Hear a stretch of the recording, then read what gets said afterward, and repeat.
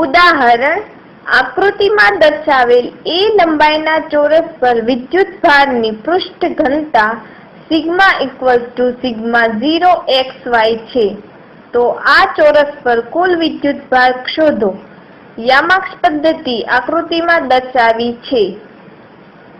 ઉકેલ આકૃતિમાં દર્શાવ્યા પ્રમાણે બિંદુ x y પાસે પૃષ્ઠખંડ dx dy ધ્યાનમાં લો. આ પૃષ્ઠખંડ પર વિદ્યુતભાર dq sigma 0 xy dx dy. તેથી સમગ્ર પૃષ્ઠ પર કુલ વિદ્યુતભાર q